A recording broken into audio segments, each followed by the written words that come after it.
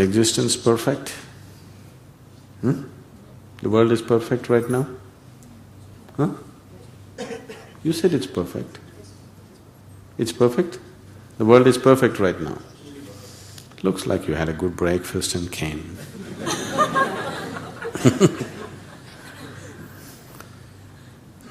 You ask those 50% of the population on the planet who don't get to eat properly every day, you ask them if the world is perfect.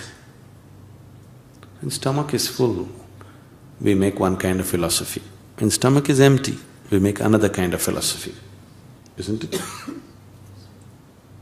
Is the world perfect right now? If you transform yourself, you can do a lot with the world. If you're unable to transform yourself, you can only mess with the world, isn't it? You just look into yourself and see how much nonsense is there. Is it there or not? It's not there. Do you go through 24 hours in absolute bliss? I don't feel sorrow, I don't carry things in my mind, I don't get bogged down. Life has not knocked you sufficiently yet. Really. Life hasn't knocked you around sufficiently. You ask many other people here. Those who have been knocked around by life, they experience life in a different way. You wait for some time. You married? Is this a blessing or a curse?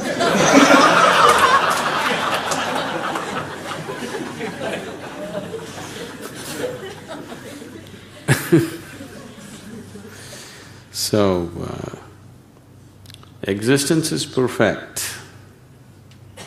The world is perfect, everything is okay with me and the world. Why any change?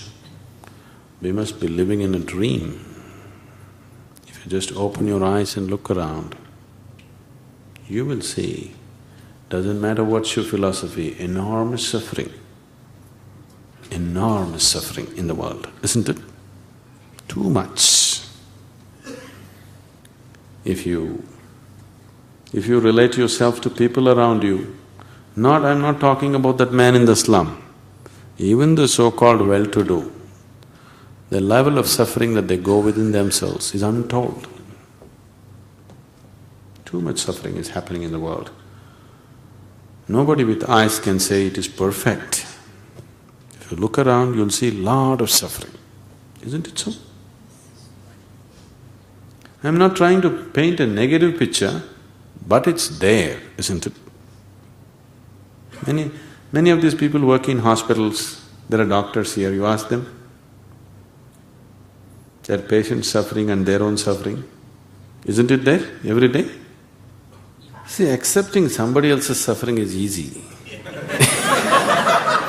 But when it comes to you, that's when the problem is, isn't it? Now when you are being eaten, then you cannot talk with the same nonchalance, isn't it? Isn't it so? See, this is all like… Some time ago, I am in an international conference where, discussions about poverty, elevation and things like this are going on. So when a very pious, religious-looking person stands up and says, "Isn't this all divine plan? Why are we discussing about all these problems and trying to change all these things? Isn't this all divine plan?" Yes. Somebody's stomach is empty, it must be divine plan. If your stomach is empty, you'll have your own plan, won't you? Won't you? Yes. So, half the people are suffering right now, but it's okay, existence is perfect. But if the suffering comes to you, then it's not perfect, we want to do something about it. Isn't it so? So, all the things that are happening in Madras city, it is not perfect. And if you allow it to be that way, it'll not be long before it catches up with you also. Isn't it so?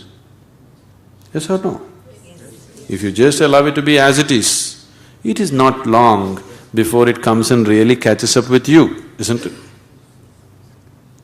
Somebody is dying, It's okay, it's natural. After all, tiger eats a goat. But tomorrow when your child gets eaten, then things will come up, isn't it? So don't get into such philosophies. Existence is a mess right now. When I say existence, I'm not talking about larger existence. Let's say the world. If man disappears from this planet, then everything is perfect. That I would agree. Then it's just a natural process. But now, this is not a natural order of life. This is a very unnatural order of life that we have created. If a tiger eats a goat, it just eats one goat in 15 days. Do you know this? Do you know a tiger eats once in 12 to 15 days? Not every day. If it makes one kill, next 12-15 days it doesn't eat anything. But man's nature is not like that. He wants to make a kill every minute of his life. Isn't it so? So this is not a natural order of life. If you went by the natural order, stomach is full, you shouldn't touch anything in the world. That's not how it is. If your stomach gets full, you want to get the whole world for yourself. That's the way you are made. So if you don't bring sense into yourself, then, one man will raise one day who is so powerful, who won't let anybody live. Such things have happened in the past, hasn't it? Even now, there are many, including you, waiting for this, but fortunately you're not so capable. If all of them became industrious, 6 billion people if they became industrious, the way we are going, the type of activity that we're performing on the planet, within probably 25 years the planet will be finished. If all the 6 billion people become extremely active, half of them are lazy. The lazy are saving the planet. That's not good, The intelligent should save the planet, but the lazy and the useless are saving the planet. That's not a good way to survive, isn't it? But that's how it is happening right now. So perfection, things will be perfect only if you and me are dead. If we are alive, there's no perfection, something can be done about it. Isn't it so? Yes? When you go to your grave, you'll be perfect. But as long as you stand here alive, there is something we can do about it. So we're just trying to do that. That's a sign of aliveness, that we still believe, we still see there is a room for enhancing the possibility of life. Now, is this not enough? Actually, within you, there is something within you which will not settle for anything. Do you see this? Is it there or no? You may try to kill it in so many ways, with so many philosophies, but you can't kill it. There is something in you which won't settle, which wants to. Everything, nothing less than everything. Less than the infinite, it will not settle. So I'm saying, why don't we give it a conscious expression? Anyway, it is finding an unconscious expression. Why don't we give it a conscious expression? That's all the yoga is about. You're already seeking it unconsciously. We want to set up a process so that you seek it consciously. That's all the change we're trying to do. Is it better to seek something consciously than unconsciously? It's a better way to approach it. For more on Sadhguru, visit www.ishafoundation.org.